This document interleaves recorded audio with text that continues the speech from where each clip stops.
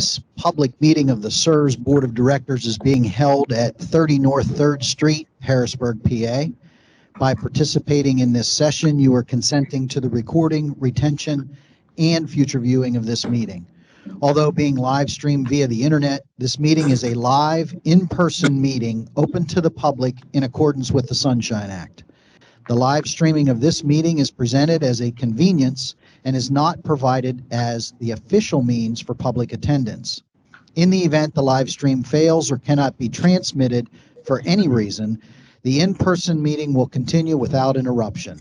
Please proceed with the meeting. Thank you. Thank you very much, and welcome all. My name is Dave Philman. I'm the chairman of this board, and this is the September 29th, 2022 meeting of the Pennsylvania State Employees Retirement System Board. Today, September 29th in 2008, Jim, calm down. The Dow dropped 777 points for its biggest one-day drop back then, 2008. So we're out of that, no problems.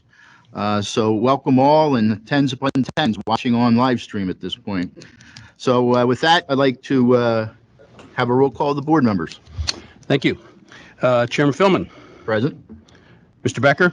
Present. Senator DeSanto. Present. Representative Frankel. Here. Treasurer Garrity. I'm here. Senator Hughes or designee. Matt Lindsay on behalf of Senator Hughes. Representative Schemmel. Present. Ms. Soderberg. Here. Mr. Thal. Here. Secretary Vague. Here. There you go. Thank you very much, everybody. With that, we'll go right into the agenda. I move that we adopt the agenda for the September 29th, 2022 board meeting. It's been moved. Do I hear a second? Second. I hear a second. Anyone in the question? Hearing none. All in favor, aye. Aye. All opposed, no. All opposed, no. Motion carried. Also, I move to approve the consent calendar item as listed for the September 29th, 2022 board meeting. It's properly moved. Do I hear a second? Second. I hear a second. Anyone in the question? Seeing none. All in favor, aye. Aye. Aye. Any opposed? Motion carried. With that, we'll go right into the committee reports. And first up is investment with Chairman Becker. Good. Thank you, Mr. Chairman. The September 22 meeting of the Investment Committee was called to order at 9:34 a.m. We approved the minutes of the July 18 Investment Committee meeting. Tom Shingler and Britt Murdoch of Callan provided performance analysis updates as of June 30 for the defined benefit, deferred compensation, and defined contribution plans. We then had performance updates as of March 31 for the private market components of the fund. That was for private equity, private credit, Mike Elio of Stepstone, and for real estate, Matt Ritter of NEPC. We then had a presentation from Ardian for a private equity opportunity. We have invested in several previous Ardian funds. Fund ASF 9 will pursue interest in large portfolios of secondary private equity funds globally. And by a unanimous vote, we had a recommendation to the board that we make a commitment to this fund as follows. If I may read the motion. I move that the State Employees Retirement Board accept the recommendation of the Investment Committee to commit up to $100 million to ASF 9 LP and up to $50 million to a sidecar vehicle that will co-invest alongside ASF 9, plus investment expenses and pro rata share of partnership operating expenses consistent with executed partnership documents as follow-on investments within the private equity asset class, subject to successful completion of contract negotiations and execution and delivery of closing documents by all parties, including required Commonwealth legal approvals within 12 months. It's been properly moved. Do I hear a second? I hear a second. Anyone on the question? Anyone on the question? Seeing none, roll call, please. Chairman Philman. Aye. Mr. Becker. Aye. Senator DeSanto. Aye. Representative Frankel. Aye. Treasurer Garrity, Aye. Mr. Lindsay for Senator Hughes, Aye. Representative Schemmel, Aye. Ms. Soderberg, Aye. Mr. Thal, Aye. Secretary Vague. Aye. Unanimous vote, Mr. Chairman. Motion passes. Committee report. Great, thank you. We then had a presentation from Oak Street for a real estate opportunity. We have invested in two previous Oak Street funds. Oak Street Fund 6 will continue the prior fund strategy focused on acquiring single-tenant net leased properties. By a vote of 9 yes, 2 no, we had a recommendation to the board that we make a commitment as follows. If I could read the motion. I move that the State Employees Retirement Board accept the recommendation of the Investment Committee to commit up to $75 million to Oak Street Real Estate Capital Fund 6 LP, plus investment expenses and pro rata share of partnership operating expenses consistent with executed partnership documents as an investment within the real estate asset class, subject to successful completion of contract negotiations and execution and delivery of closing documents by all parties, including required Commonwealth legal approvals within 12 months. It's been properly moved. Do I hear a second? I hear a second. Second. Anyone on the question? Anyone on the question? Seeing none, roll call, please. Chairman Philman, Aye. Mr. Becker, Aye. Senator DeSanto, No. Representative Frankel, Aye. Treasurer Garrity, Aye. Mr. Lindsay for Senator Hughes, Aye. Representative Schemmel, Aye. Ms. Soderberg, Aye. Mr. Thal, Aye. Secretary Vague. Aye. Thank you. Okay, committee report. Okay, good. This was followed by a review by Callan of their 2022 asset liability study. We then had a fixed income education session led by Jim Nolan and Tom Shingler of Callan with regard to opportunities to improve returns in fixed income by pursuing active management. Staff and Callan will initiate the process of identifying active U.S. core and core plus fixed income managers for consideration by the board over the next 12 months with a total allocation of $2 billion. This was followed by Rob Borski, and he reported that the contracts for Callan, who is our general consultant, and NEPC, who is our real estate consultant, will expire within the next 12 to 18 months. The investment office will initiate the RFI process, request for information process.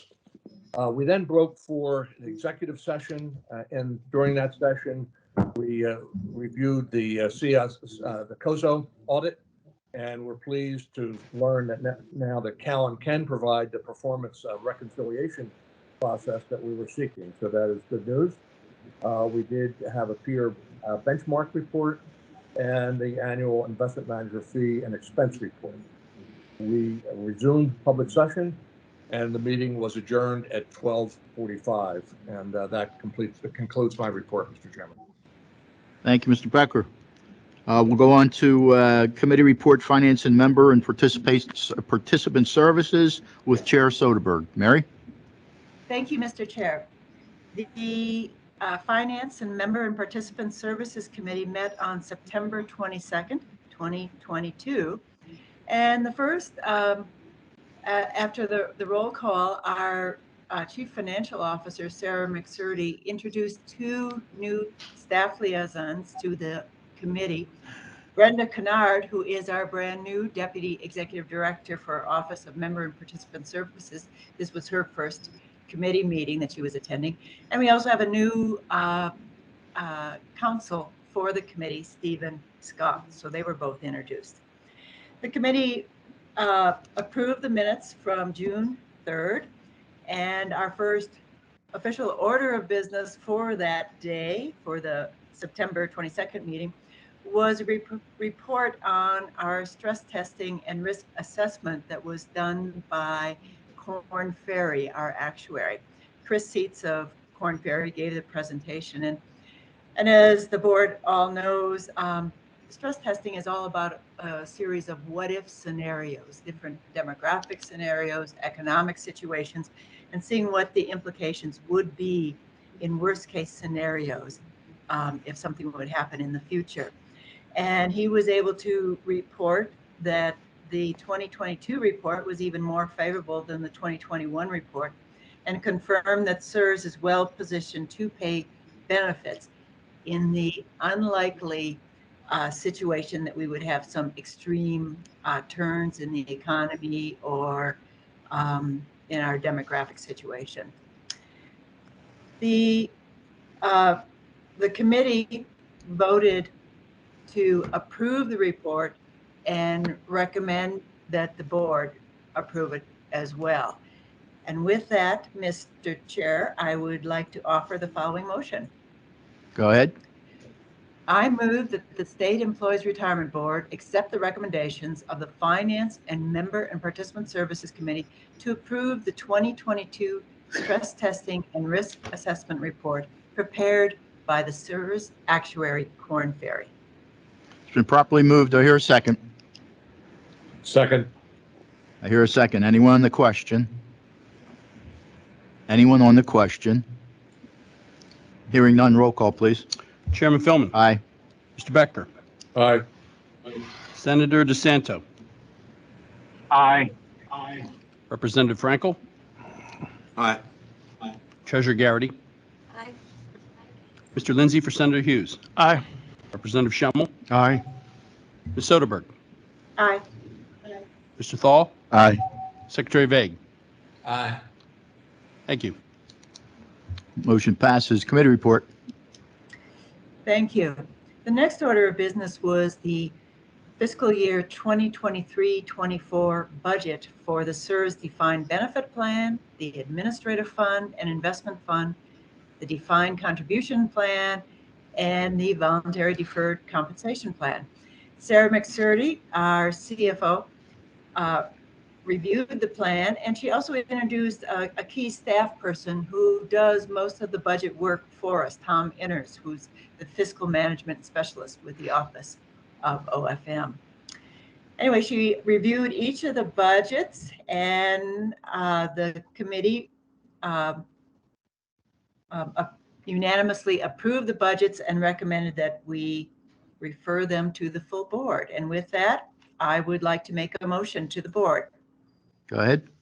I move that the State Employees Retirement Board accept the recommendation of the Finance and Member and Participant Services Committee to approve the following proposed budgets, each substantially in the same form as presented in the Chief Financial Officer's SERS FY 2023-2024 budget report in board docs, and each as amended and or ultimately approved by the Office of the Budget. 1, the SERS administrative budget. 2, SERS investment budget. 3, state employees defined contribution plan budget. And 4, Commonwealth state employees deferred compensation plan budget. It's been properly moved. I hear a second. Second. I hear a second. Anyone on the question? Anyone on the question? Seeing none, roll call, please. Chairman Philman. Aye. Mr. Becker. Aye. Senator DeSanto. Aye. Representative Frankel. Aye. Treasurer Garrity. Aye. Mr. Lindsay for Senator Hughes. Aye. Representative Schemmel. Aye. Ms. Soderberg. Aye. Mr. Thal. Aye. Secretary Vague. Aye. Thank you. Motion passes. Committee report. Thank you. Our final discussion was a presentation by Brenda Kennard, who gave us an update and overview of trends with regards to enrollment in our active classes, and just a review of different membership, retiree memberships. She also noted that she was going to be putting together a sub-team to encourage higher participation rates in the voluntary deferred compensation plan. So that what concluded our meeting. I would just for the record like to note that the The Corn Ferry stress testing report is attached to board docs, to our board agenda, as well as the proposed budgets. So the meeting adjourned at 1:45 p.m. and our next committee meeting is scheduled for December 5th, 2022. And that concludes my report. Thank you very much. Thank you very much, Mary. I will now go on to item 5C, Audit Risk and Compliance. Chair Garrity, Treasurer. Thank you, Mr. Chair. So the Audit Risk and Compliance Committee met, it was called to order on 9/22 at 2 p.m. and the committee approved the minutes of the June 3rd meeting. There was no old business, no special presentations or new business. So then we went to executive session to discuss several topics, and those included the internal audit update, and that was for SOC as well as the enterprise risk management report. We then went on to the Chief Information Security Officer update, and that included the network vulnerability assessment, the security program assessment by Verizon, and the cybersecurity liability insurance. We then went on with the Chief Compliance Officer update for the quarter ending June 30th, 2022. And the final item in executive session was review of due diligence performed on the board-approved investments for the period June and July of 2022. We then went on to discuss basically the challenges of liability insurance in the cyber landscape. And we do plan to collaborate with the Chief Information Security Officers at a couple of the other agencies to include Treasury. And we'll follow up on that during the December committee meeting. The committee did adjourn at 2:54 p.m. And Mr. Chair, that concludes my report. Thank you very much. We'll now go on to item 5D, Board Governance and Personnel, which I will give the report. We met on September 22nd, 3:02 p.m. We had a full complement of the committee. Narrative issues, we had the SERS strategic business plan. It was an update. The committee received an information item, an update on the FY 2021 to 2023 strategic goals. SERS board evaluation process for selected key positions. The committee received an update on existing performance evaluation processes and the ongoing development of comprehensive performance evaluation processes for the selected key positions of Executive Director, Chief Investment Officer, Chief Counsel, Chief Compliance Officer, and Internal Audit Director. Creation of the performance evaluation processes have been deferred until the conclusion of the CBIZ classification and compensation study, which covers some of the selected key positions. Once staff has developed the comprehensive performance evaluation processes, the process recommendations will be shared with the Board, Governance, and Personnel Committee for its consideration. SERS Strategic Business Plan Fiscal Year 2024. The committee received an update about the initial planning and focus of the next strategic planning cycle to begin this fall for the new plan that will commence in July of 2023. And special assistance pay, the committee entered into executive session to discuss the pay of the special assistant to the executive director, SERS position. Follow up, the next steps, SERS staff will continue to develop the evaluation process for selected key positions and update the committee at a future meeting with its recommendations. There were no informal recommendations, and the meeting adjourned at 3:39 p.m. That concludes my report. With that, we'll go on to item 5E, Securities Litigation, and the Matt Lindsay will be there for as the co-chair. Thank you. The Securities Litigation Committee met on September 22nd, 2022. The committee approved the minutes of the February 25th, 2022 committee meeting. There was no old business to discuss nor any special presentations. The committee reviewed SERS class action receipts for the third and fourth quarters of 2021, as well as the first and second quarters of 2022, showing a total recovery of nearly $1.8 million for those 4 quarters. These class action receipts reports are available in board docs. The committee also reviewed SERS Securities litigation monitoring reports for the same periods, noting that the calculated losses in each matter were below the thresholds provided in the board's securities litigations policy and thus no active participation was sought in those cases. These reports are also available in board docs. Having no further business to discuss, the committee adjourned. The next meeting of the Securities Litigation Committee will be in February of 2023, and this concludes my report. Thank you very much. That concludes the committee reports. We'll now go into items 6 and 7. There is no old business nor new business. Item number 8, special presentations. So we have 2 educational sessions, and I guess, Jim, you'll take over. Go ahead, Jim. Thanks, Chairman. Yeah, we're going to have the Callan organization cover these 2 topics. The other consultants are also available to weigh in as needed on either of these updates. The first one is a deeper dive into the capital markets. Get this over here. The capital market report that you all received at the investment committee meeting. It's a fairly tight schedule, so we've asked Callan to bring that here in the form of an education session, education credits included. So you'll hear from Tom Shingler and his team that would cover the global economic conditions, recession risks that we're hearing about every day, and finally, an update on the market, stocks, bonds, fixed income throughout the globe. So with that, Tom, if you could take it away, please. Okay. Good morning, everyone. Thank you, Jim. So if we can move on from here, please. 2 slides ahead. Yep, thank you. So this is looking at what's happening in terms of GDP growth in the United States. And we've been in a period where we had a strong decade of growth, and then we had the severe decline from COVID, a very quick recovery, and we're now above GDP growth from pre-COVID.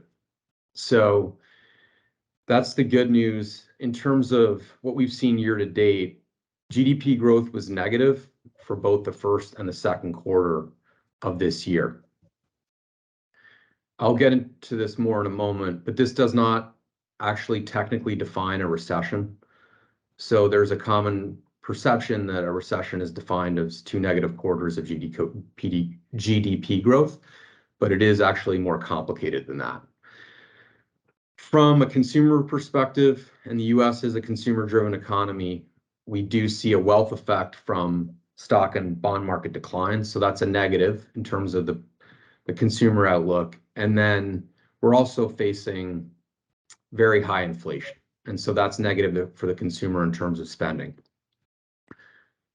Because of the high inflation we're facing, the Federal Reserve is raising interest rates.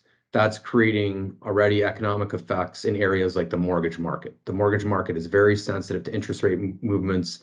It wasn't long ago that you could get a 30-year mortgage for under 3%, but now it's more like 6.2%. So that's going to have an effect on housing.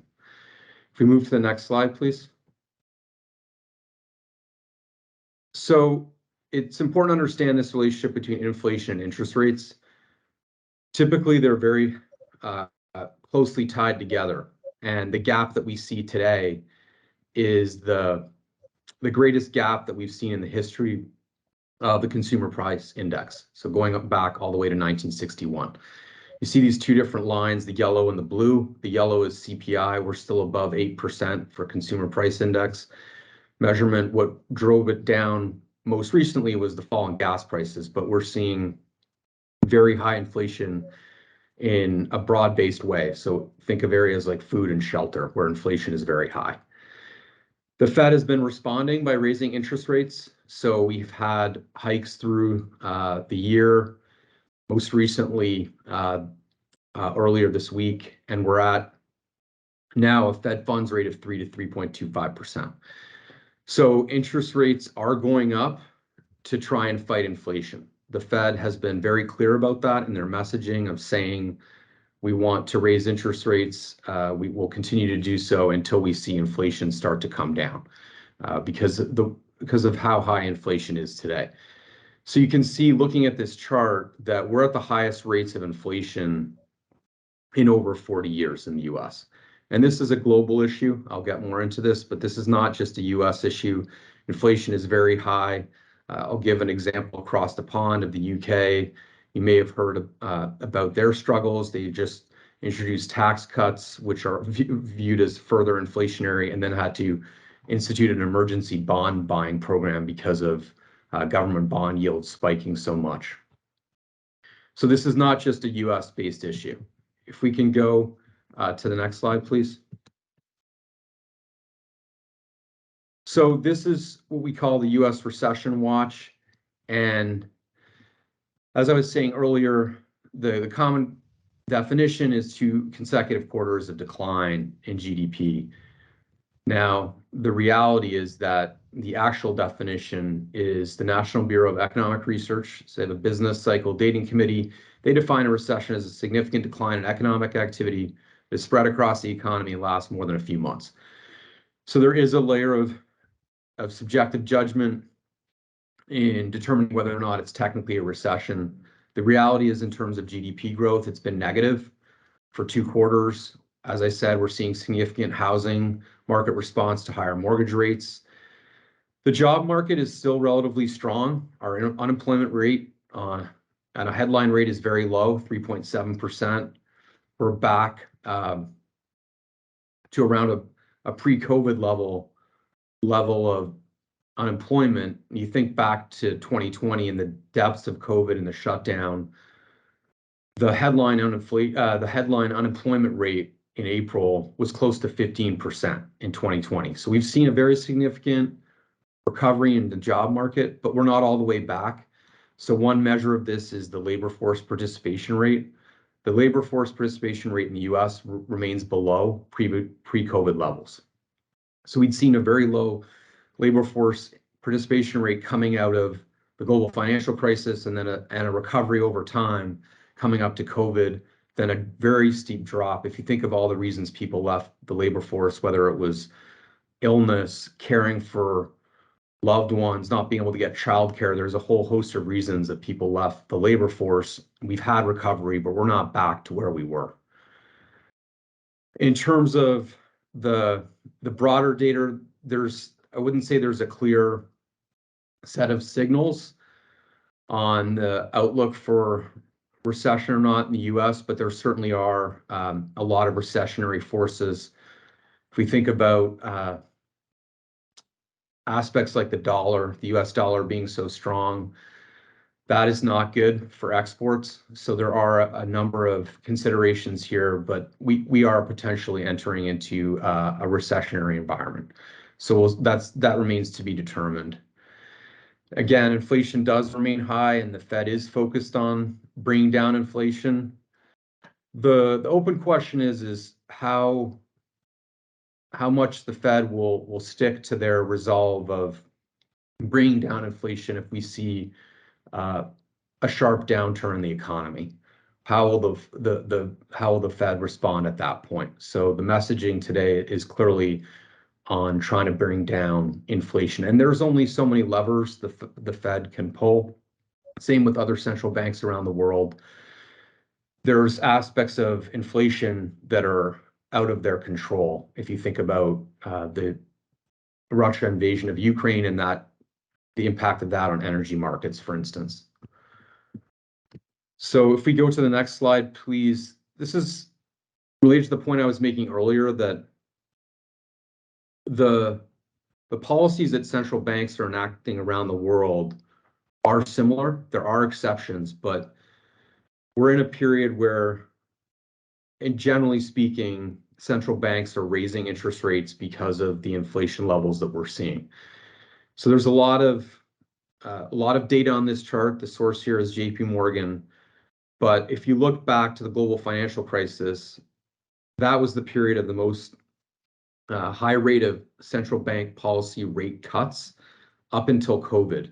And then you saw a lot of central banks cut interest rates to try and spur economic growth in the face of the pandemic. Now we're entering a period where central banks around the world are raising interest rates. So the chart on the right, the expected change in central bank policy rates, that's showing where all these central banks started the year and then where they're expected to be by the end of the year. So there are exceptions like Japan, terms of what they've been doing. But in general, these trends are across the globe where we're seeing high inflation and central banks trying to react by raising interest rates. So if we go on from here, if we go up to the page that says, did diversification fail in 2022? So that'd be slide 9 if you're looking at numbers on the upper right. Thank you. One more, please. So did diversification fail in 2022? So it's, yes, thank you, this slide. So this has been a big topic, and I think it's an important topic to cover. So we have this idea of diversification between stocks and bonds. Think of the traditional portfolio. The oldest mutual fund in the world is the Vanguard Wellington Fund. That's a stock bond portfolio using the S&P 500 for stocks and then a high quality bond index for bonds. So the idea that you own these two together, you're going to have some balance between the two. You're going to have positive long-term returns, and they're not going to move in a highly correlated fashion. So what happened in the first half of the year? So we did have enter a bear market for U.S. stocks. S&P 500 was down 20%.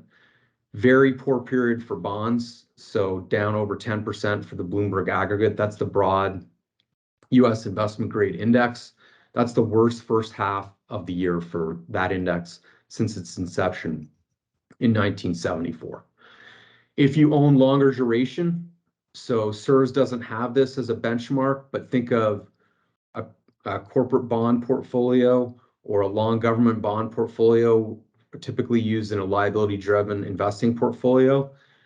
There, because of the duration and prices moving inversely to yields, government bonds were down over 21%, and long corporate bonds were down over 22%. So they're actually down more than equities, because we had been in an environment where yields were low and duration was long. So it was very punitive in terms of the rising of interest rates and yields. What happened outside the US is very similar. ACWIEX USA, that's developed and emerging non-US markets, down 18%. Same thing for global bonds, down almost 14%. So how often does this happen? We looked at almost 100 years of history in the US.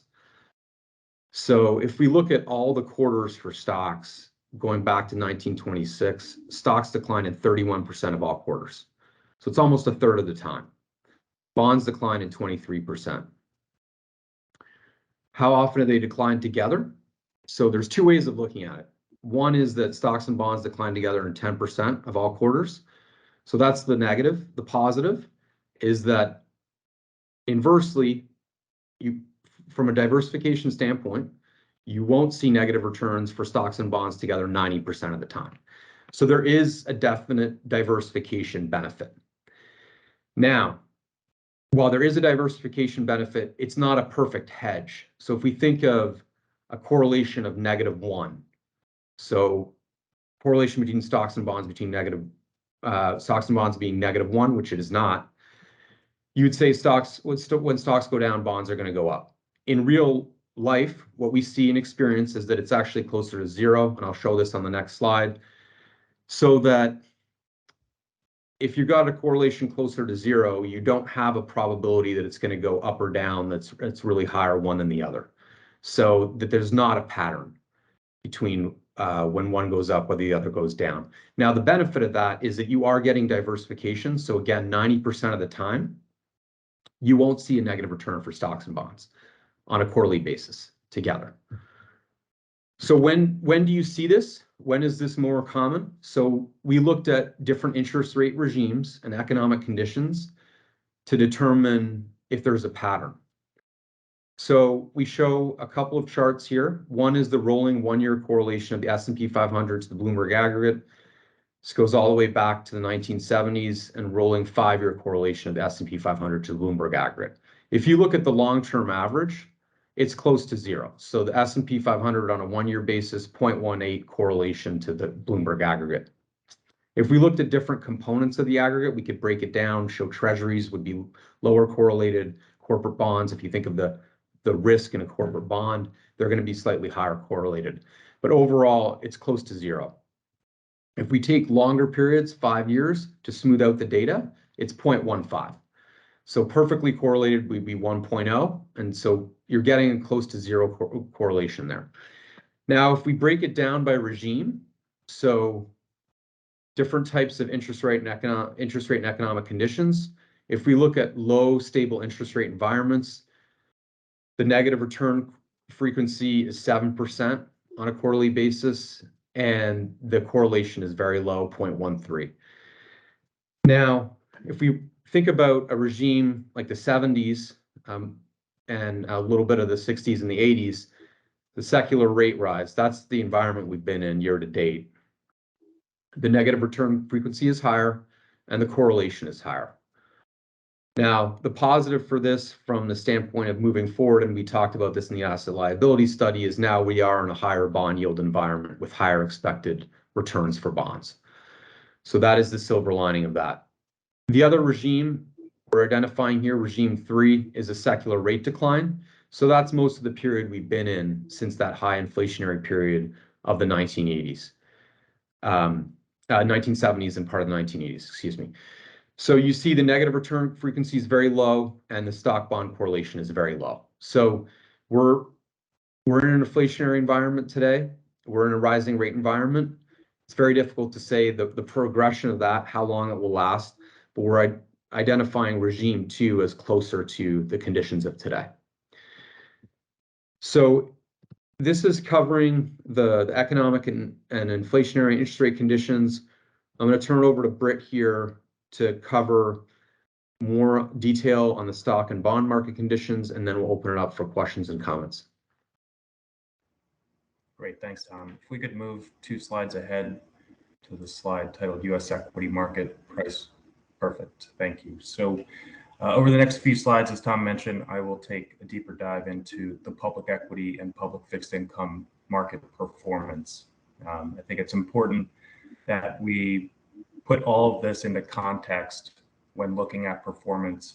And this slide really shows the appreciation of the S&P 500 index over the last 25 years.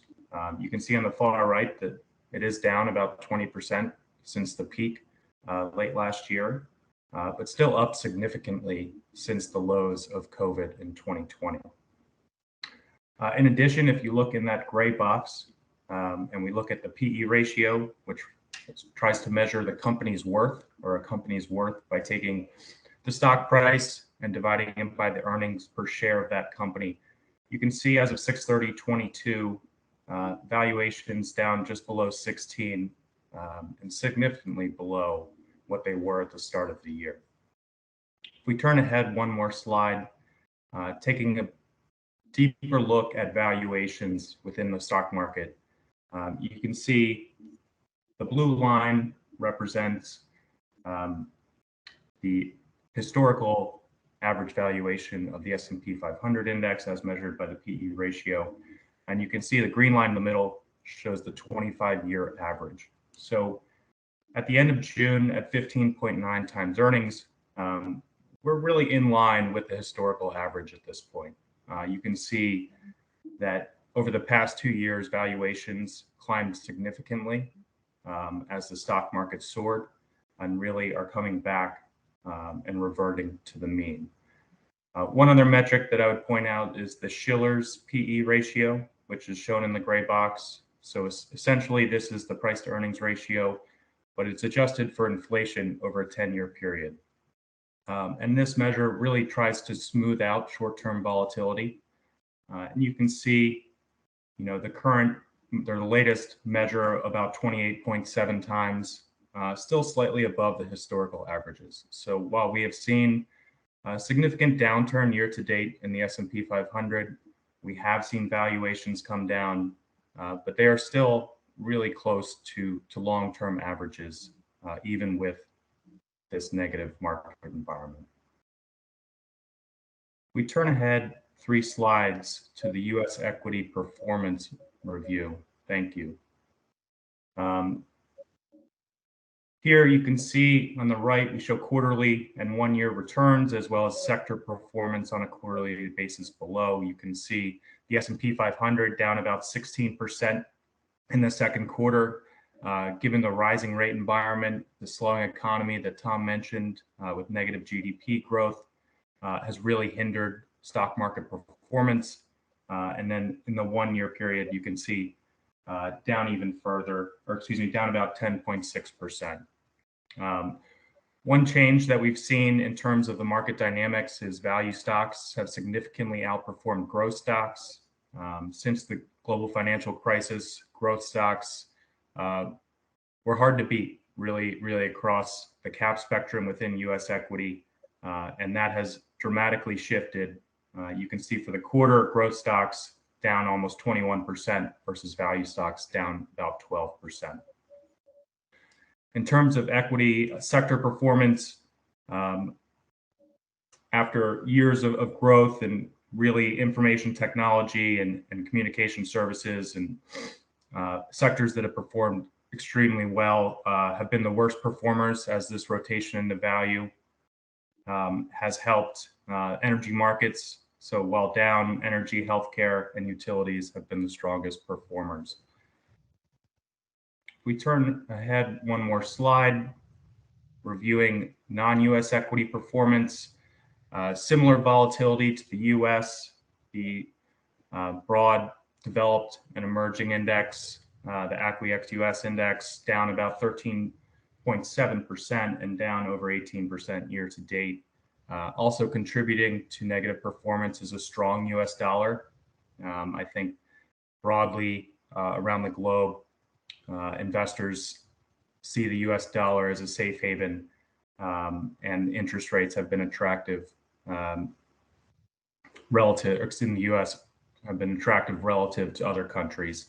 So there has been an extremely strong US dollar. Within emerging markets, they did outperform developed markets slightly. You can see down about 11%. China was a positive for the quarter, as they've really tried to slow their COVID-1 policy and the lockdowns that we all read in the news. But you can see for the trailing 1 year, by far the worst performer, down almost 32%. We turn ahead 2 slides to review public fixed income markets. As Tom discussed, interest rates continue to be volatile during the quarter, given the Fed's actions, and the 10-year US Treasury, really a flight to quality, hit an intra-quarter high of about 3.5%, its highest in over 10 years. It closed the quarter at about 3%. So we are seeing yields go up, which will benefit fixed income investors going forward.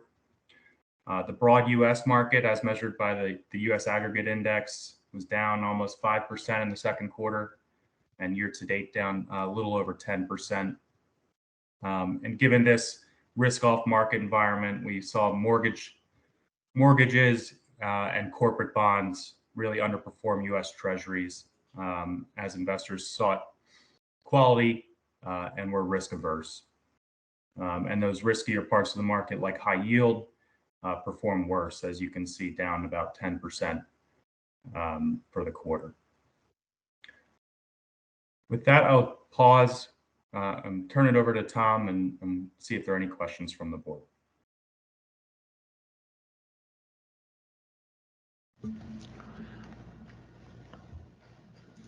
Thanks, Britt. If we could go ahead 1 slide, please, just to close. One more. Thank you. So we'll close here, and we wanted to provide context on what we're seeing from our conversations and meetings with other clients. And from a market environment and investing perspective, the challenges that our clients are facing are similar in terms of the environment we're in, whether it's inflation or rising interest rates, the declines in equities, and open questions about valuations in private markets. So everything we're seeing at SERS, we're seeing this elsewhere. I'll touch on these other key points in terms of post-COVID. So we are seeing a mix of activity, and this applies to both clients meeting internally in their offices with outside parties, as well as types of activities like manager on-sites. So it's been a real mix to this point, where you can see based on our survey, about half of clients are allowing office visitors, but nearly the same amount that are not sure when they will. So this has impact for real estate and office in particular, because there is a lot of uncertainty about how different organizations are emerging post-COVID, what their practices are going to be for meeting in person. Beyond that, in terms of defined benefit plans, specifically like SERS, the implications for capital markets assumptions have been a big topic, and we did address that in the asset liability study. We did actually release preliminary 2023 assumptions because of the changes in markets so far this year, and those were reflected in the asset liability study that we did for SERS. And then on the DC plan side, so the 401A, 457, we are seeing ESG as a topic of interest, although we are waiting for the DOL's final rule there, which is supposed to come out in December. So there are a lot of plans that are interested in potentially adding those options, but they're in a holding pattern today. And then another topic of interest for our defined contribution plan clients, and this is partly because of how these plans are maturing and their populations are maturing in some cases. And this would be relevant to the 457 in particular, is the concept of retirement income. How do you help participants with retirement income? And we will be coming back at a future meeting to look at what we call the structure, the investment structure of the DCP and the 401A. So we'll be addressing that as part of that meeting. So I'll stop there and see if there's any questions or comments.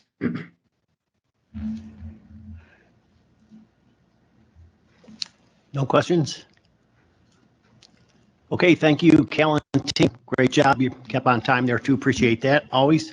And I just want to remind the board last week at the investment committee meeting in the board docs for performance 5B, you'll look and see the 60-40 portfolio that Tom mentioned there was kind of the gold standard allocation.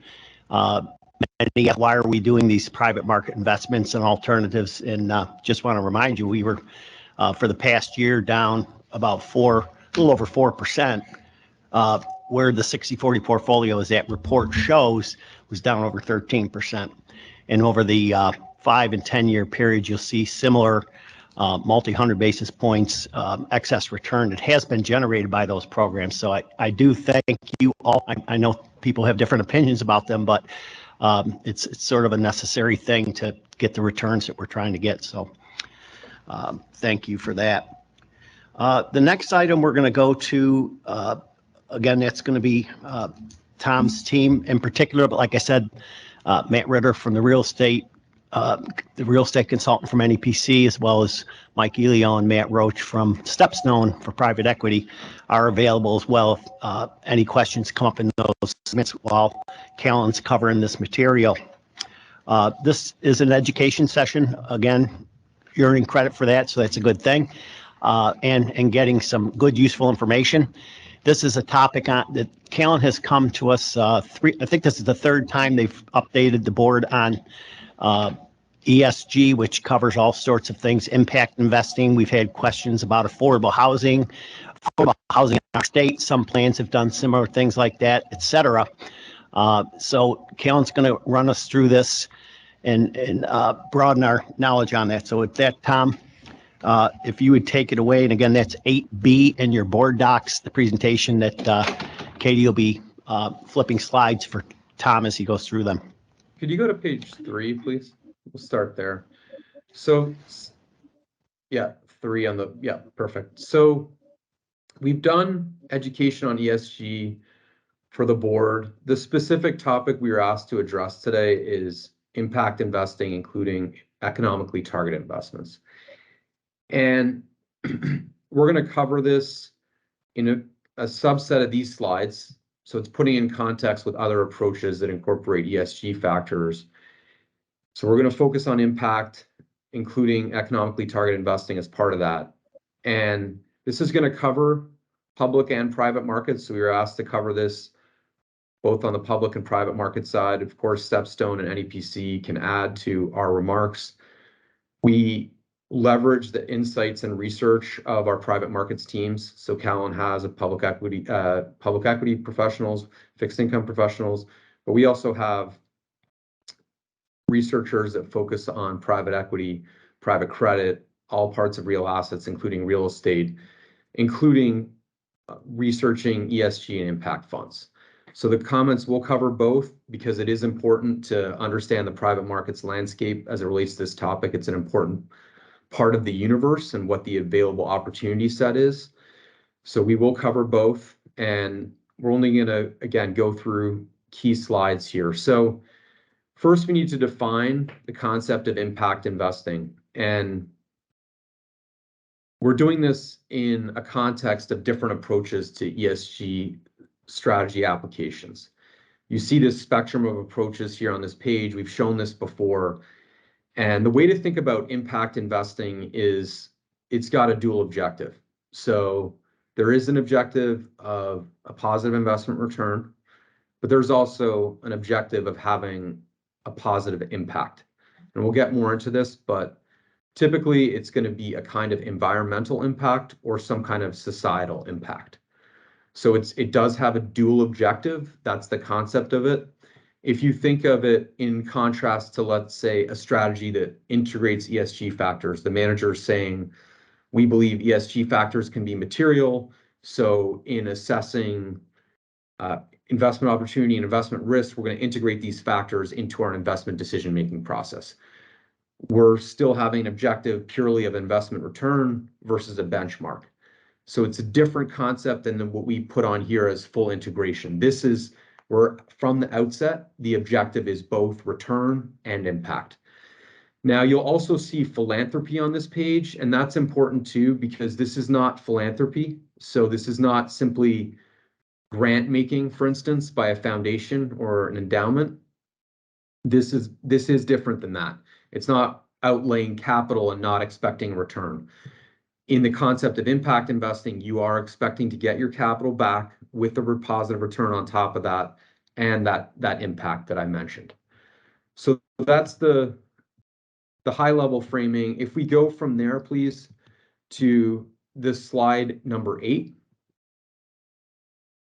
So this slide gets a little bit more into the concept of impact. And again, the motivation here is the asset owner is saying that we want to generate these positive ESG benefits alongside the positive investment return. So that's our motivation as an asset owner when we go into it. The considerations are defining the risk and return objectives. So there are cases where impact strategies have a broad market benchmark. They're expecting to beat that broad market benchmark in the public markets over time, or in the private markets, they have the same return objective of, let's say, a regular buyout strategy in private equity. There's an impact objective, but they're saying we have the same objective in terms of return as a manager that doesn't have that impact objective. Now, it's very hard to generalize about this because the spectrum of risk and return goals for impact strategies is very broad. So we can't say that you're definitively sacrificing return by entering an impact strategy, but you may be. So it's important to understand that there is that dual objective versus a manager that's saying purely we're here to generate return. Then in terms of outcomes, so there is the specific concept of being able to measure the outcome. Were you able to achieve a positive impact in addition to that return? And how is that measured? There's also the concept of benchmarking and peer groups. So debate about, well, should this, let's take the public markets, should this have a broad benchmark like the S&P 500, or should we have some kind of special benchmark because of our investment universe? And then what peer group should we use to measure performance against it? And this is a topic of debate, and it also depends on the client situation and what their objectives are. So if we think about it from a fiduciary perspective, and if you want to have a level playing field with other types of investment approaches, What we advocate for at Callan in general is to say you have to use a broad market benchmark.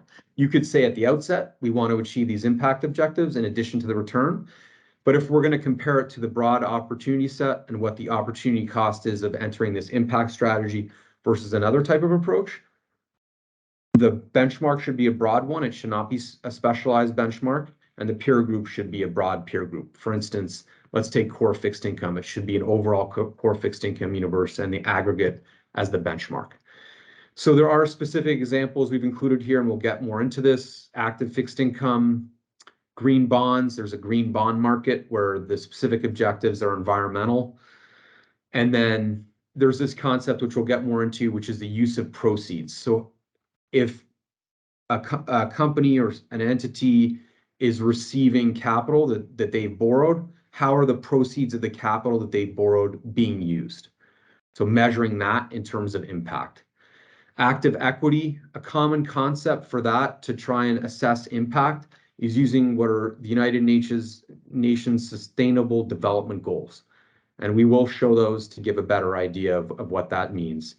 And then in private assets, there's a number of different themes here across private equity, private credit, and real estate, which we'll cover. So if we can move on from here, please. So this is impact investing principles.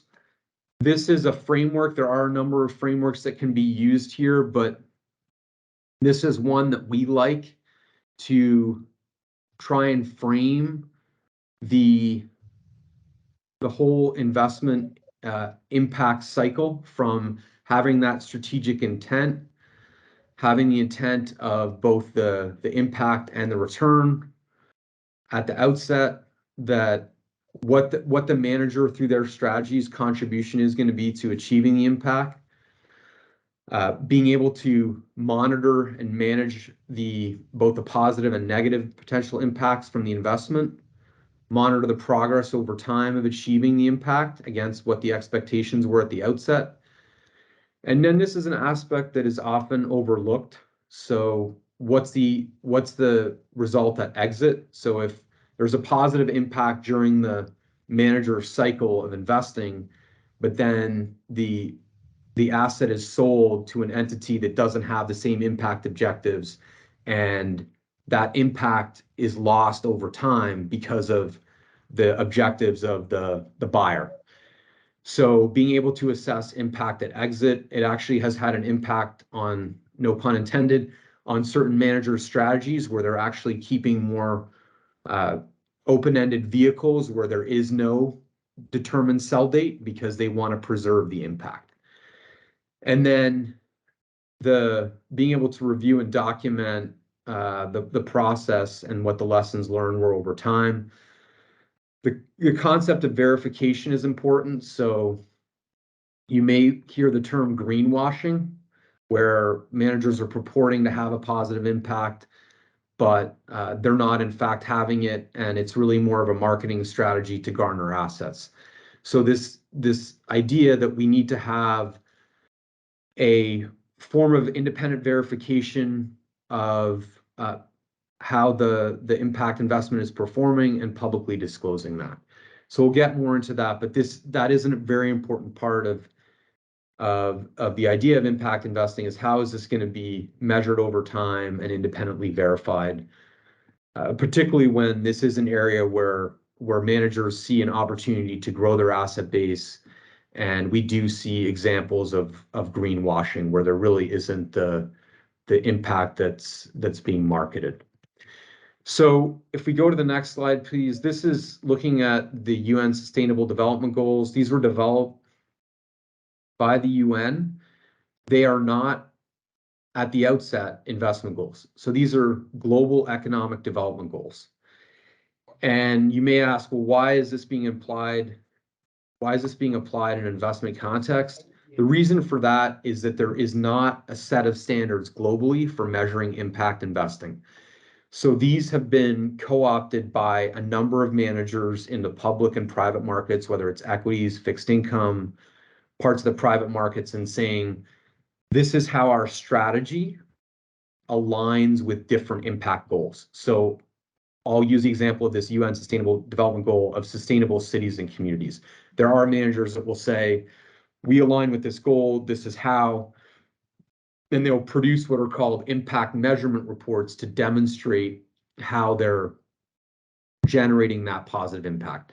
So again, these were not set up as investment goals, but they are being used as a means of saying at the outset, these are the goals we're trying to target with our positive impact in addition to the return. And then in the measurement period, so as the investment is made and it's being monitored over time, saying, for instance, in an annual report, this is the impact that we have against these different UN Sustainable Development Goals. So how do we think about impact investing specifically in the public markets? This is the next slide. So this is the concept of the dual mandate. So the competitive financial return alongside the generating the positive measurable social and or environmental impact. So this is the concept of intentionality, that from the outset there's an intention of impact in addition to return. The universe for this type of investment strategy in public markets, it's difficult to define. And again, we'll get into this more in the considerations, but there may be strategies that are marketed impact and are not in fact true impact strategies. So Morningstar does track what are called sustainable funds, and there's over 500 of those totaling over 350 billion of assets as of 12/31/2021, so the end of last year. We would regard a small portion of those to be true impact funds. The rest span the whole spectrum of approaches.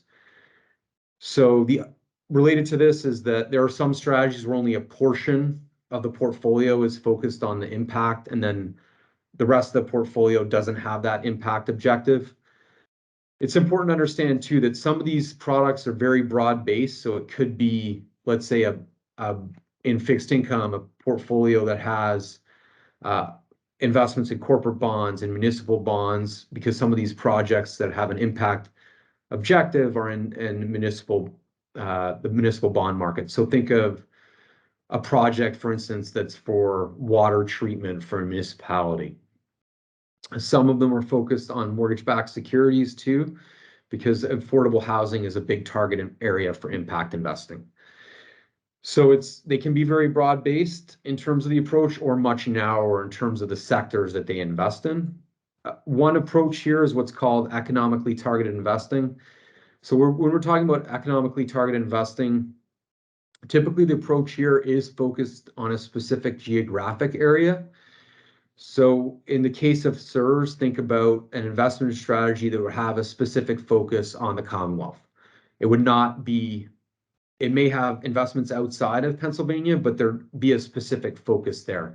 And so the idea would be, if we take mortgage-backed securities as an example, lending there for, as an example, affordable housing, for affordable housing. And the idea is that affordable housing is being created or preserved with a positive economic impact on the state of Pennsylvania and on the well-being of its residents. So that would be an economically targeted investment approach in mortgage-backed securities. And we do have clients that are public funds that engage in this type of economically targeted investment program, where it's either a city or a city in its surrounding area or a state.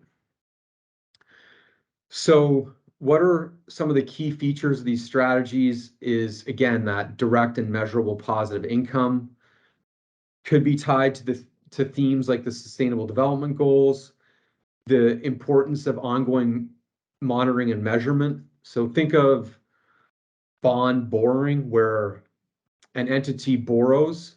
There is the vital need to monitor how that entity uses the proceeds of what they borrowed. So they may have said at the outset, well, this is for an environmental project. That needs to be monitored by the manager over time to, in fact, ensure that they are using the proceeds in the manner in which they said they would. So this is an area where if a client is using an impact strategy we will recommend that they use an active manager, not a passive investment approach, because of the need to monitor and evaluate whether or not the manager is carrying out, whether or not the entity that's being invested in is carrying out the impact strategy. So in bonds, the concept of use of proceeds is a key criterion. So how are those proceeds by the bond manager being used? Considerations here, there are a number of considerations for any asset owners that's considering these types of investment approaches, is thinking about how is this going to fit in an overall portfolio? What kind of benchmark would be used? What would be the return expectations?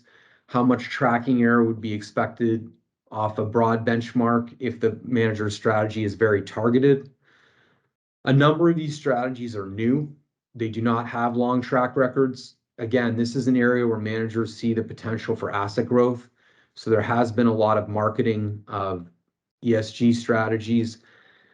The SEC has been clamping down on what they see as practices that are inconsistent with what has been marketed. So the SEC put out a risk alert on this, and they have made this the focus of their examinations of different firms. There have been examples of settlements of managers that agreed that their actual strategy didn't match their marketing. So it requires very concerted diligence to ensure that there is not greenwashing taking place. And finally, this is last but not least, is there's not a standard globally for defining and measuring impact. So a client can establish a policy and say, these are our objectives, hire managers, monitor them against objectives, but there's not global standards for defining and measuring impact. And I'll cover the private markets and then open it up to questions and comments. So from a private markets perspective, I'm going to cover private equity, credit, and real estate. So in the private markets, there's this concept of ESG versus impact. It's how we think about it at Callan. Stepstone and NEPC have already done ESG education for the board. I'm not going to focus on that. It's the same concept in the private markets here, where the investment is made with the intention of having that positive, measurable social and environmental impact alongside a financial return. So in terms of key features here, return objectives do vary. If we think about different types of strategies, we can't generalize and say necessarily that the strategy won't have the same level of return objective as a strategy that doesn't have an impact approach. It really does have to be analyzed on a strategy specific basis. What is that manager's approach? What is their investment universe? And evaluating that. The two of the key concepts here are intentionality and additionality. So intentionality, this is where at the outset, it's not that impact happens to be a byproduct, it's that it's a driver of the investment thesis. So the manager is going in and saying, we are, as part of our thesis, we are driving for a positive impact. It's not something that happens along the way. And then additionality is the concept that, well, if this was an investment, this investment was not made, we wouldn't see the impact outcome. So that this has an additional impact. If it wasn't made as an investment, we wouldn't have the impact. And then other concepts are similar. So having to measure impact over time, reporting on progress, and that the exit ensures that the impact is not degraded. And this gets back to what I was saying earlier, where some managers are now taking a different approach and saying, well, this is more of an infant life approach now, because we see that there are cases where the impact's degraded because of what the seller, when the seller makes the sale, the buyer's objectives are different. So this concept of the responsible exit. In terms of risks, there's very similar to the public markets. Many of these strategies do not have long-term track records. Similar concept in terms of marketing pitches that don't necessarily coincide with the skill set of the manager or with the reality of the investment approach in terms of greenwashing, and that there's different measurement frameworks, that impact measurement and reporting really has to be analyzed closely to make sure that it's got value, that it's not misleading in terms of the measurement reporting. So there are a lot of considerations here. It requires a high level of diligence and monitoring. And then if we just go one slide ahead, I'll cover private equity and credit and then real assets. So we monitor the private equity and credit markets closely for what the impact universe is. Private equity is a big part of this universe. It's close to half the universe. Private credit is a smaller piece of it. One aspect that's attractive about private equity for impact is that the hold periods are long, and you're typically taking a majority stake. So the ability to drive impact is arguably greater there. And you can see 200 new private equity impact funds were launched in 2019 and 2020 alone. So a lot of fundraising in this area. Strategy types, there's a broad base of different types of approaches here that managers can take. So think about all the different approaches to private equity. Some of these have a broad set of themes, and some of them are focused on very specific themes. A popular example of a theme these days is strategies that are focused on positive climate impact or transition to a more sustainable economy. Those are common approaches that we're seeing today. So there's different approaches here. I'll highlight a couple of key ones that are important to think about in terms of approaches to positive impact. One is this idea of a transformation of a company or a business. So think about a company that had ESG issues or negative externalities, and the idea of transforming that business to have a more positive impact.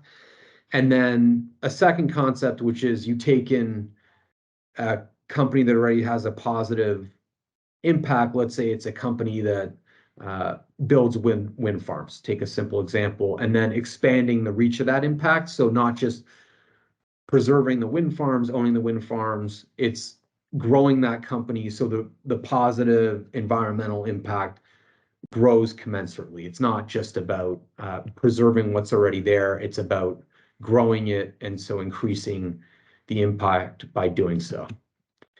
And then finally on real estate. So real estate, this is an area where we also see a number of impact investing approaches.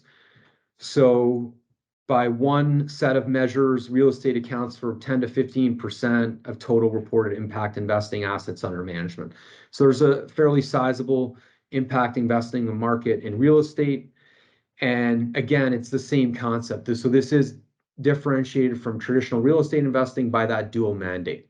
It's the same concept as private markets in private equity and credit and in public markets.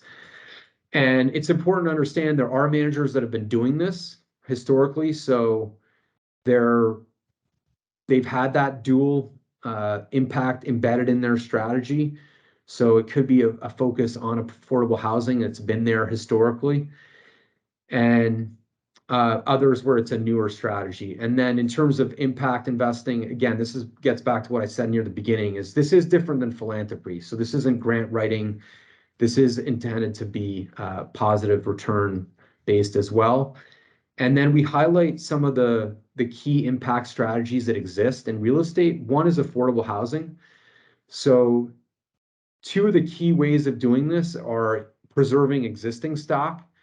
So think of affordable units that could be gentrified into more expensive housing units.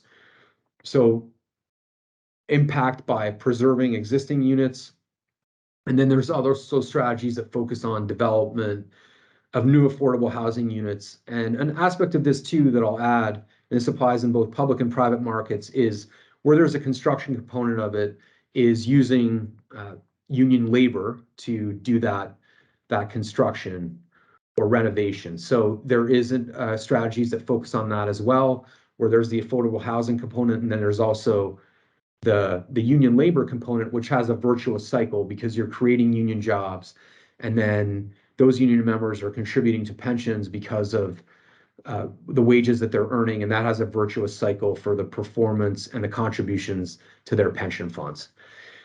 Then there's, so besides affordable housing, a second component here is climate impact or sustainability strategies. So think about reducing energy consumption, reducing waste, reducing water usage, having a positive climate impact. And that can also have a positive benefit in terms of the value of the asset by making those changes. It really depends on the hold period.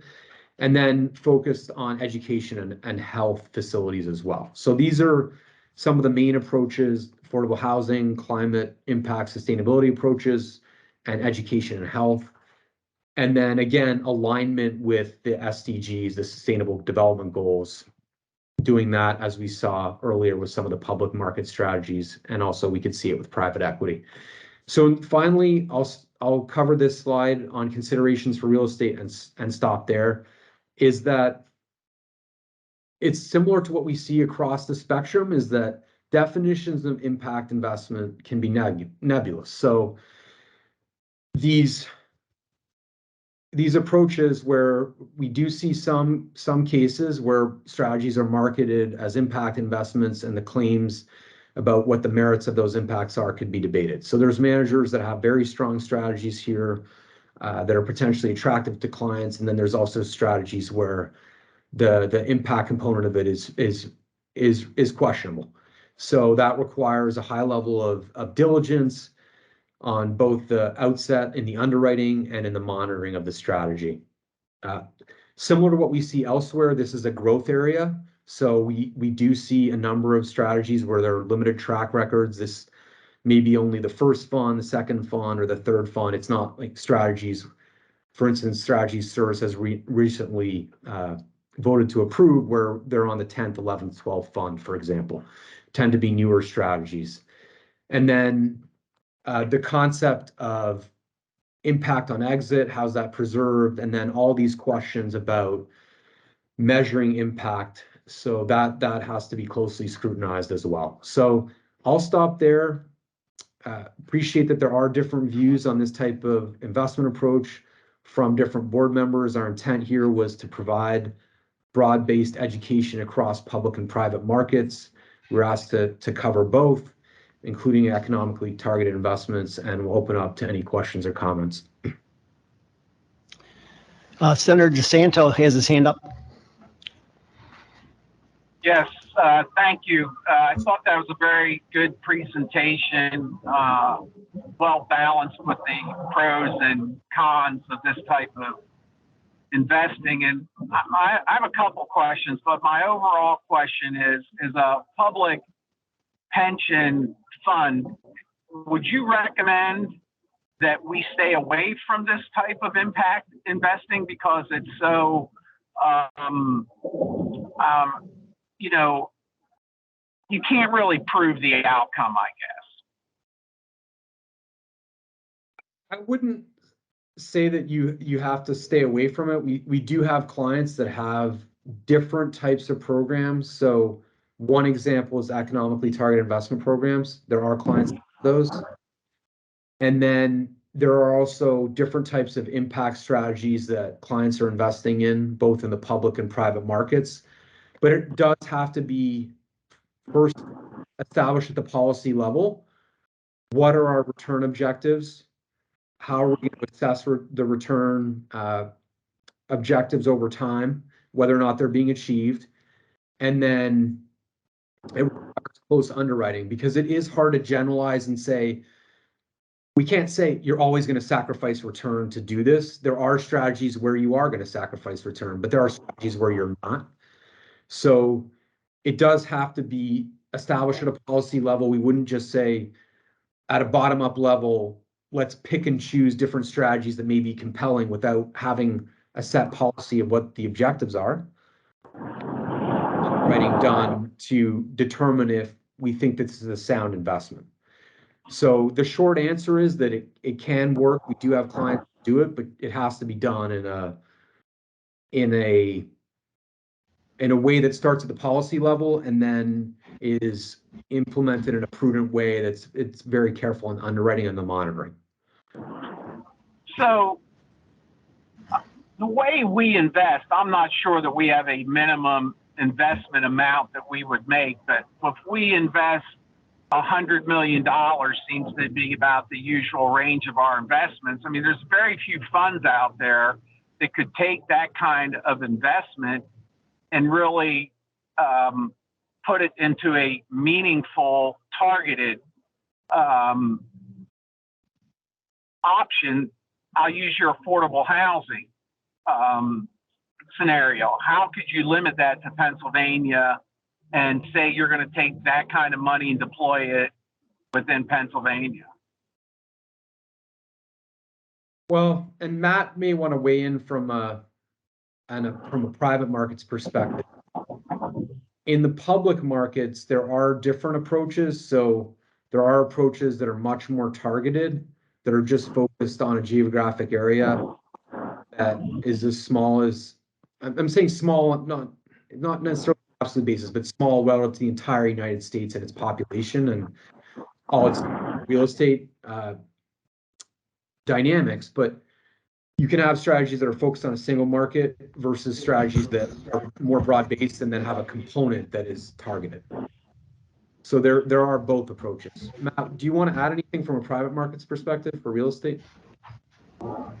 Sure. Yeah, we come across this challenge with a few of our clients where you're trying to balance, like, wanting a well-known, strong reputation, national presence type of firm with wanting to focus your investment in a singular market or across a state. And I think there are some trade-offs. A lot of the groups, for example, in the affordable housing space that NEPC has evaluated and might consider to be sort of good options, they tend to be more diversified, right? They're going to invest across the U.S. They may invest in Pennsylvania, they may not, but even if they do, it's likely to be a small portion of the fund, simply because their goal is to be more diversified.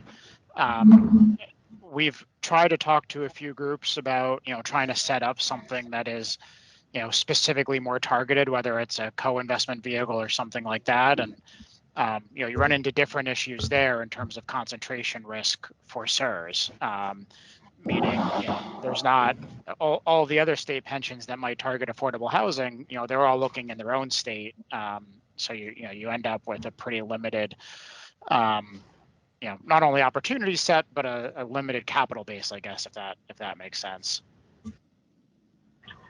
Yeah, so all the plan holders that I ever have spoken to as a board member, SERS, nobody has ever mentioned to me anything other than, why isn't my return better, or why don't I get a COLA?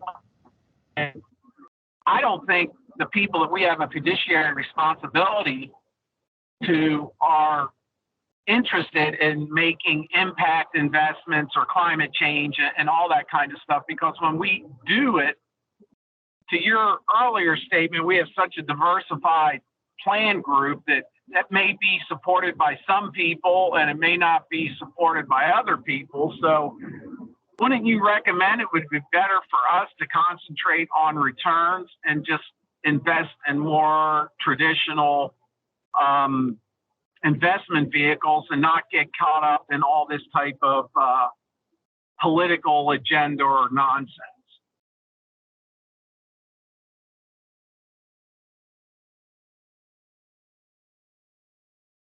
Jim, Hello? Jim, you may want to weigh in. I think from a Callan perspective, Senator DeSanto, we'd say if a client like SERS is going to embark on this program, it would be as a small percentage of the overall program. So whether that's in the public markets or the private markets, it would be, because of the nature of it and the concentration risks, it's not going to be a large part of the program. If it was going to be done, it would be a small percentage of the program. Jim, do you want to add to that? I think we have another question. I have a comment. I think we're in a unique position as part of this past budget led by Senator Saval. There is a program to lead this type of investment with state funds in the whole home repair program. So if the board or NAPC wants to watch how that works and if that is successful, that could be an interesting tie-in to leverage state resources outside of our control to increase the value and return if we see that there's value being added and return being added from that specific program. Thanks for that, You know, Mr. I Thal. think that's a good example. You know, talking about Senator Saval's program, I mean, that is politically charged and, you know, would create a lot of discussion, I would say, around the that particular issue. And that brings me back to my point.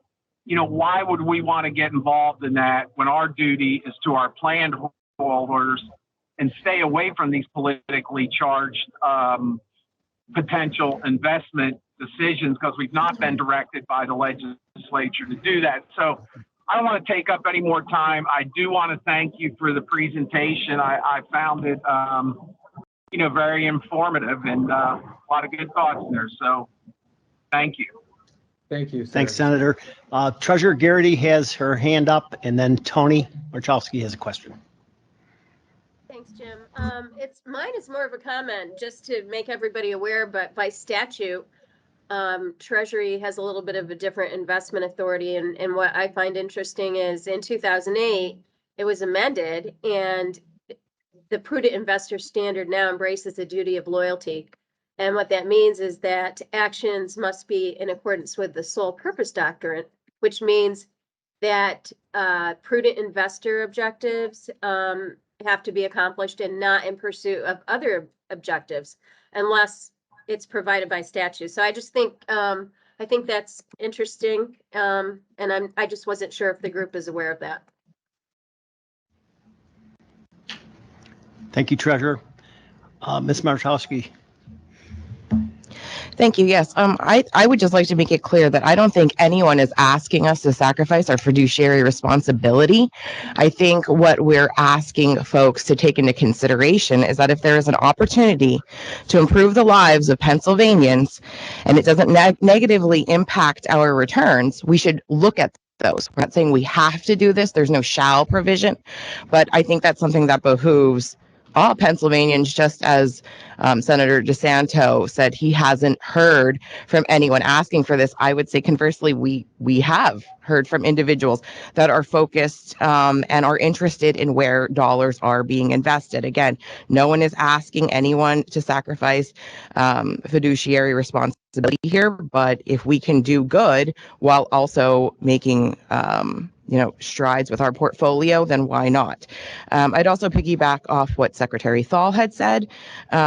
In addition to the whole homes repair program that there seems to be some concerns about, we also did $75 million in the 21-22 fiscal year and $150 million in the 2022-23 budget for gap financing that the Developers Council and construction industry came to us because, as everyone knows, as due to the COVID-19 pandemic and inflation, costs arose, and there was no objection there in helping those entities with their development projects. So I would say with whole homes repairs, the housing opportunities, this gap financing initiatives, housing is certainly a priority of the General Assembly as established by the past several fiscal years. So thank you. Representative Schimmel had his hand up, and then Treasurer Garrity has a question as well. Hang on. Yeah, thank you. And thank you for the presentation with Callan. One of the things that I've been concerned about with this kind of investment is accountability and measurement metrics. And you really did go through, those in detail. Along the way, there's a lot of subjective decisions that get made, which is why transparency is so critical. If the board, and the board probably already knows my opinions as to how I think this exceeds our authority, but regardless, let's say we had the authority, or we deem that we do, then it becomes critical that we measure not just the impact, but also the accountability, and your statement that this requires active management in order to do that. Along the way, a lot of subjective decisions get made. If you want to invest in green, well, what does that mean? I mean, there are alternative sources, solar, wind, and so forth, which are generally thought of as green, but actually fossil fuel industry also has a lot of green initiatives to recapture carbon, because that's money to them. So, where is the subjective decision made? You made a determination that, union jobs are preferable over those that are not union jobs. That's a subjective determination. So as long as the board, I guess, knows of those subjective decisions that are being made. But here's my actual question. I am intrigued on the DC plan. If there are other jurisdictions or clients that you have where portfolios of options, and it's in my ignorance, maybe we do this, but portfolios of options are offered to annuitants where they can choose. If they can choose that they want to invest in, plans that are green centric or value centric, those that do not invest in things that are, say, abortion related, or whatever it might be, any number of different investment strategies that involve something other than just financial gain.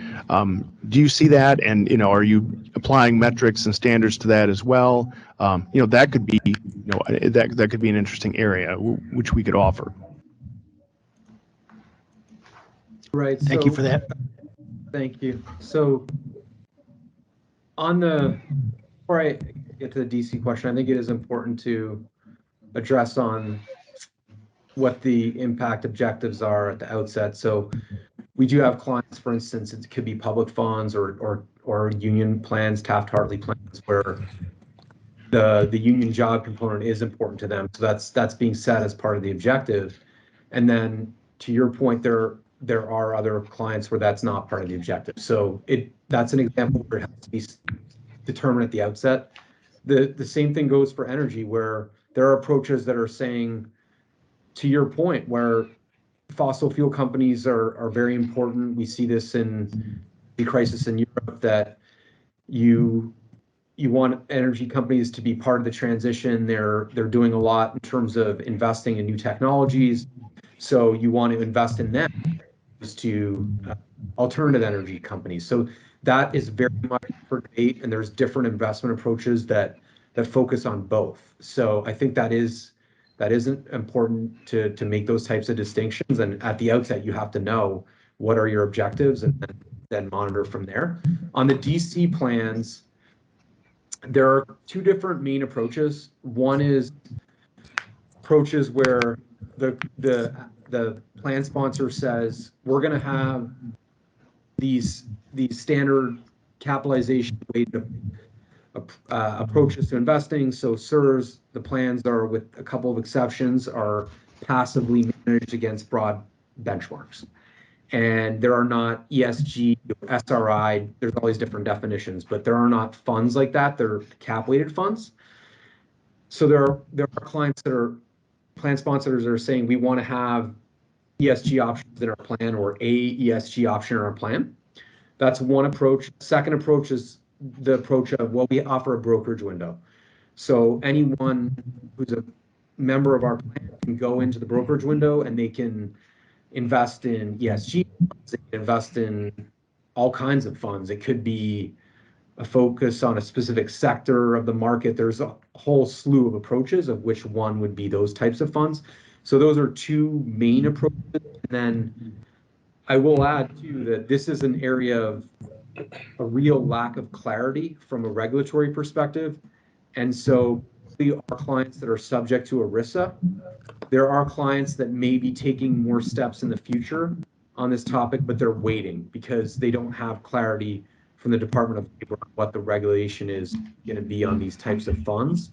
So they may make changes. That there's a new rule that's supposed to come from the DOL in December. And so we make changes after that, but it is a form of purgatory that we're in. So that's delaying action by some plan sponsors. But the bottom line today is, and there's other nuances we could get into, but the basics are yes, we're going to offer one or several options that are in the plan. You can access these in the brokerage window. Does that answer your question? Just a reminder. Yeah, you did. Yeah, thank you so much. And I mean, you're a consultant, so you do a good job of helping to guide us of what we want to do. You'll help us achieve. Thank you. Okay. And as a reminder, our plans do have a brokerage, self-directed brokerage option through Charles Schwab. So, Tom, thank you for that. Mr. Becker has his hands up, and Treasurer Garrity may have not taken hers down, but if not, we'll. I think the treasurer was up before I was up. Okay. Okay. have absolutely no, can you guys hear me? Yes. Okay, so I have no issue in offering an option in the plan for the plan participants. That's their choice, but I want to remind everybody that our duty isn't to all Pennsylvanians. Our duty is to the beneficiaries of SERS, period. That's it. And these are not funds for legislatures to pursue public policy objectives. And I know, I think that's also what Representative Schummel was getting at. Thank you for that. Okay. Thank you, Treasurer. Mr. Becker. Good. Yeah, thank you. And thank you. It was a very good presentation. Thank you. I thought it was very balanced. And just a couple thoughts that I had is considering an option in the DC plans or using the brokerage component of it. I think that's certainly something we could explore. That would be something I would suggest that we take a look at. But for my main concern about this whole area is just the monitoring, and as Representative Schummel said, the accountability. How do you do that? And it's over a long period of time. For housing, you can probably measure that over a shorter period of time. But when you get into some of the environmental areas, I mean, it's years and years and years before you're going to know if you're really having an impact in that area. So that's the concern I have, is how I would think we'd have to look to you, the consultant, I think, in developing, how we monitor and make sure we have accountability on what we're doing. But I thought it was a very good presentation, and I thought very, very balanced. So thank you. Okay, let me finish this out. I'm cognizant of, the fact that, and I've said this before, our board is a very mixed board when it comes to political opinions and issues like that. So I am not going to force feed anybody into some of these areas. But keep in mind, as long as I've been on this board, there have been directions from the legislature that we should get out of this investment. We just did Ukraine or Russia. Very recently, I remember when France was an issue, Middle East was an issue, and we were directed to remove ourselves from that. So if you want to say that's under the ESG concept, yes, it is. Now, could we say we disagreed with those? No, but there has been, without regard to how our investment was in those areas, that we just wanted out for political reasons or for humanitarian reasons, which is really the concept here.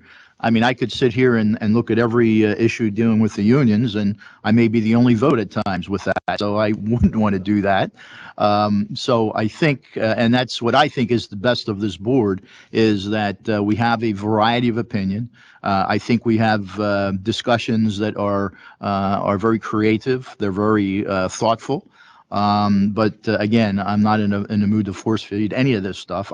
As you know, I'd like to have a consensus on a lot of the issues as we go forward, and I will continue to do that. What's that? No. Oh, okay, we're done. Okay. All right. But thanks for everybody. And yes, Callan and Tom, you did a good job of balancing it. We have to know what it is. It's out there. I've been to enough conferences where endowments and foundations, if it's the Catholic charities, you know exactly where they're going to be on some issues. If some of the universities, you know where they're going to be on some issues. CalPERS, if you take a look at that, my gosh, that's almost another country when they deal with some of these issues where they're at. So, but anyway, good discussions. Okay. With that, thanks again, Tom, and your team for that. We now have item number 9, reports of executive director and agency staff. Executive Director Torta, you're up. Thank you, Chairman Philman. I know this is what you've all been looking forward to. If you look at tab 9, small letter A, small letter I, 9AI in board docs, you'll find the framework of my administrative report. I want to start by saying I completed my tour of the regional offices, met with staff. I've met with the majority of staff. Everybody is willing to listen to me here in central office. And the one observation that I want to make is that, when you talk to employees about what's most important to them, across the spectrum, you have salary, working conditions, dedication to the members. That's always my favorite. But really, the top of the spectrum anymore is the life work mix and how telework applies to their duties and responsibilities, which is amazing to me because 3 years ago there was no telework at SERS, and in just such a short period of time, through the pandemic shutdown and coming out of the shutdown, this is now first and foremost in the lives of the vast majority of our employees. What I want to do is send a consistent message and inform the board what I told the employees of SERS as far as where we are with regards to how our staff operate and telework. We're really in the middle of the spectrum. In my view, there are Commonwealth agencies, both here in the Commonwealth and also in the public pension industry.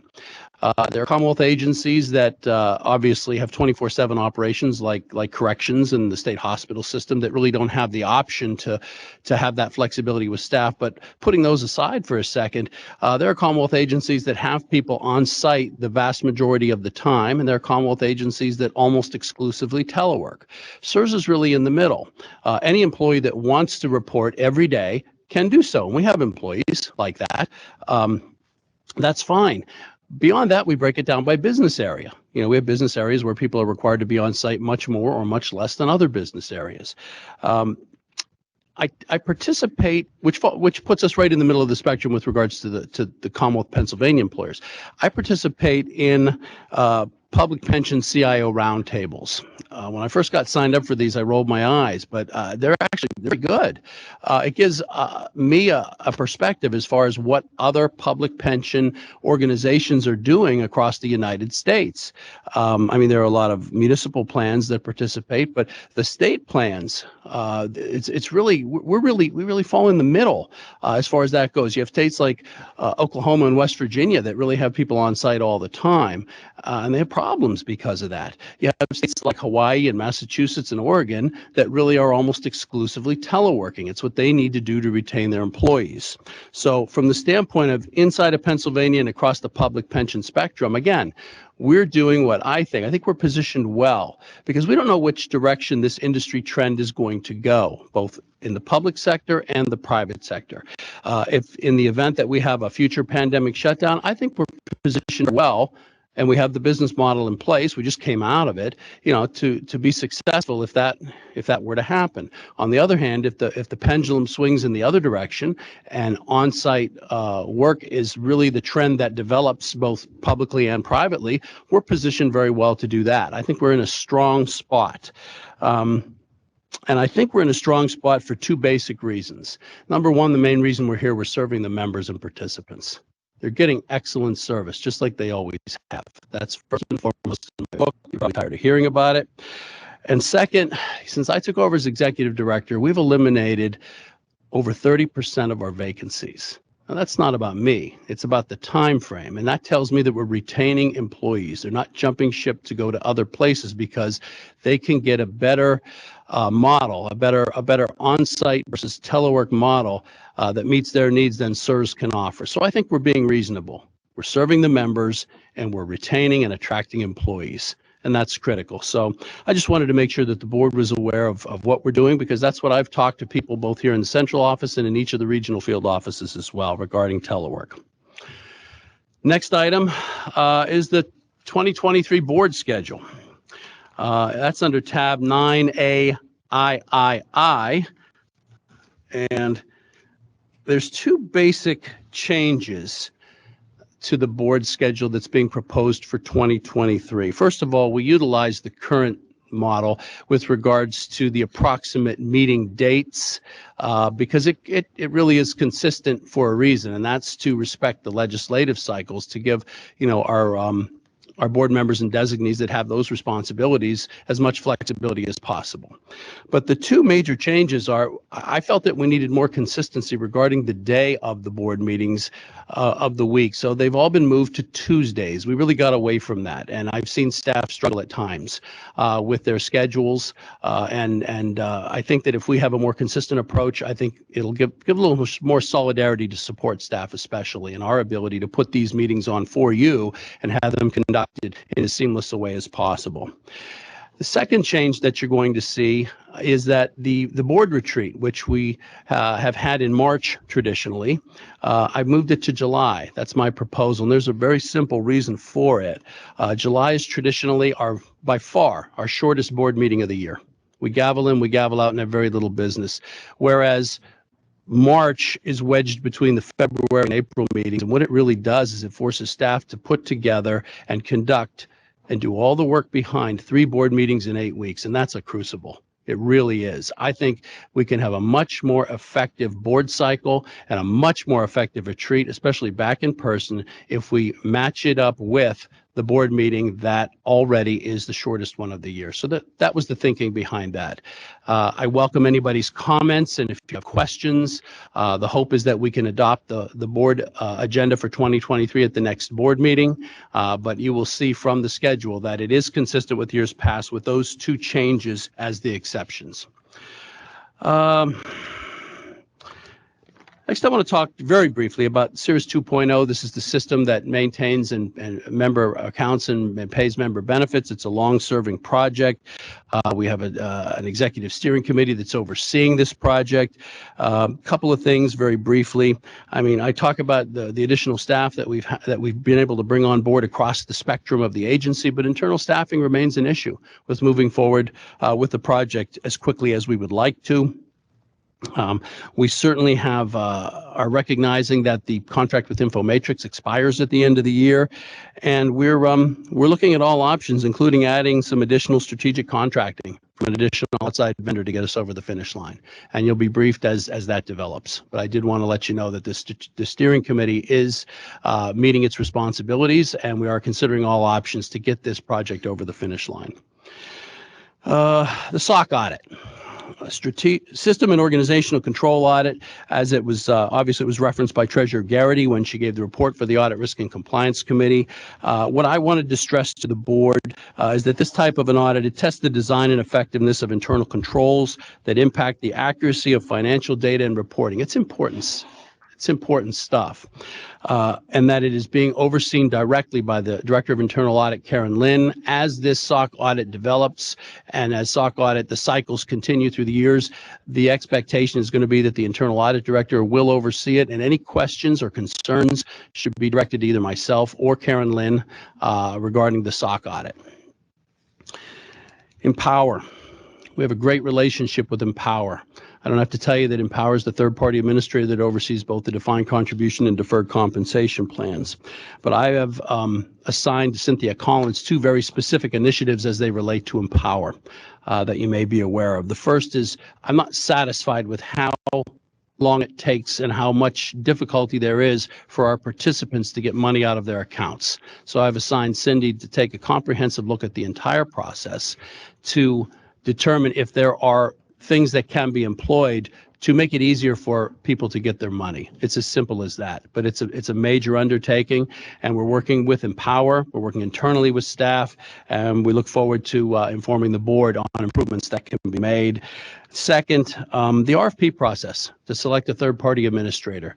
We're preparing some preliminary considerations for the December board meeting to potentially at least extend the option to have one RFP for both third-party administrators. Currently, the third-party administrators for both plans are Empower.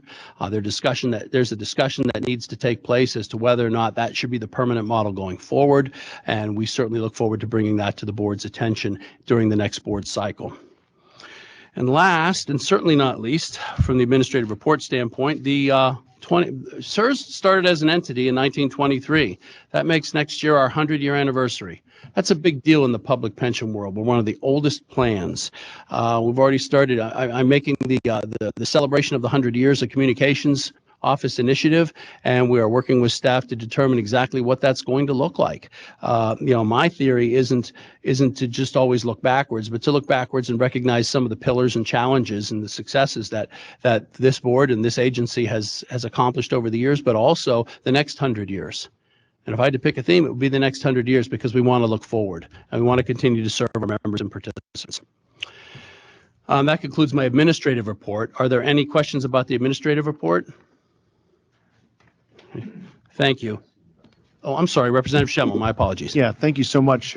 I'm intrigued by, sort of as we come out of the pandemic, the working world, and as it grapples with people working from home and people working here. And that's great that we have that flexibility. I think that probably does help with recruiting.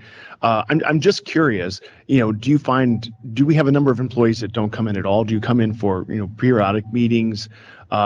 Is there any concerns about resentment from those employees that just because of the nature of their function of their job, they have to be here versus those that aren't? And how do you deal with that? And kudos to you for looking into this, and I'm just curious what your findings are. Well, just so you know, our regional staff have to report on-site 3 days a week. On-site here for central office staff, the majority of employees is at least 2 days a week, but we do have business areas that's just not required. Is there some resentment? Yeah, I'm sure there is. I really am sure there is.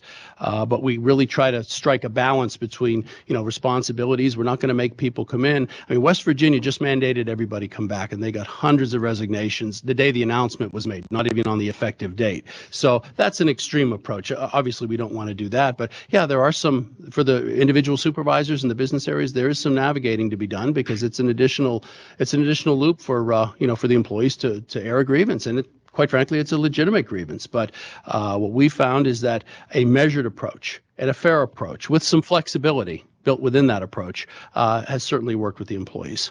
Okay. Any other questions? Okay, next I wanted to talk very briefly about legislation. The legislative update, tab 9AII lists the 16 bills that we're currently tracking and that have been introduced. We continue to monitor all legislation, has, our communications office, our legal office, and I always say that when I give this legislative report. I do want to stress that the legislative session is winding down. There's been some movement on several bills, but for the most part, November 30th is the last scheduled session day. The House currently only has 3 session days scheduled remaining, and the Senate has 6. So there's a very limited amount of time regarding, for example, the right to know law bill that is moving through. But the other thing that I wanted to mention, aside from what's on the document in board docs, is there is I'm sure many of you are aware, but in case you're not, there is a sponsorship memo that's being circulated throughout the Senate regarding a COLA, cost of living adjustment. It's public information.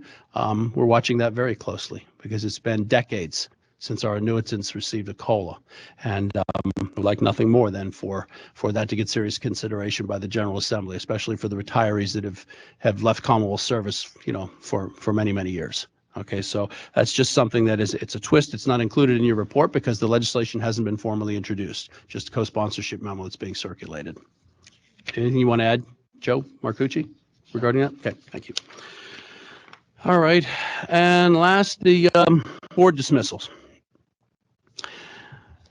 Since the last meeting of the board, Chairman Philman has approved and signed orders dismissing 3 administrative appeals with prejudice. Those are the account of Michael P. Flynn, Michelle Coles, and Thomasine Tynes.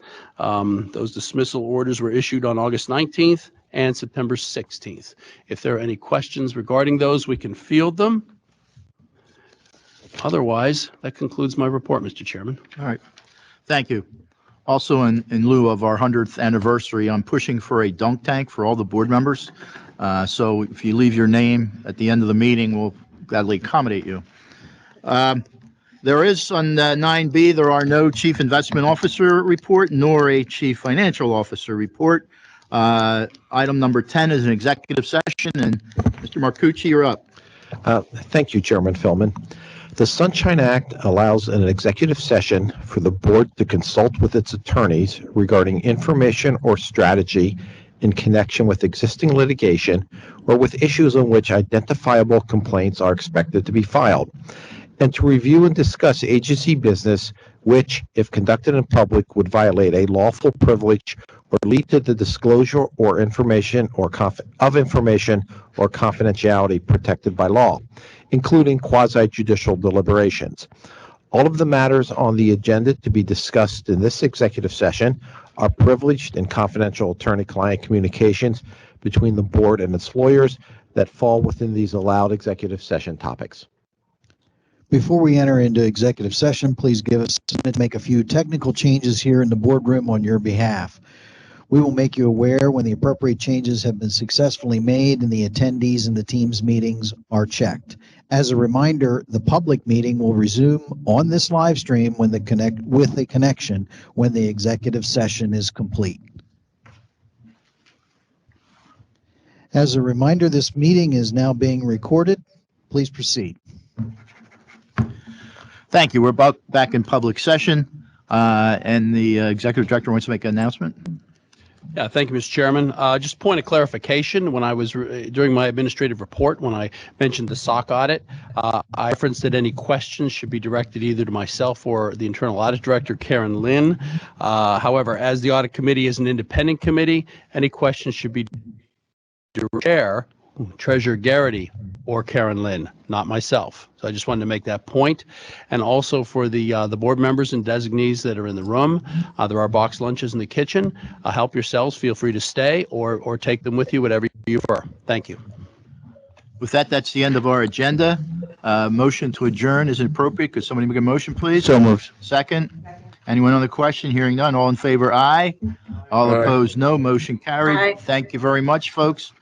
Our next committee meetings, if they're scheduled, will be December 5th, and our next board meeting is December 12th of 2022. Thank you very much, and see you then.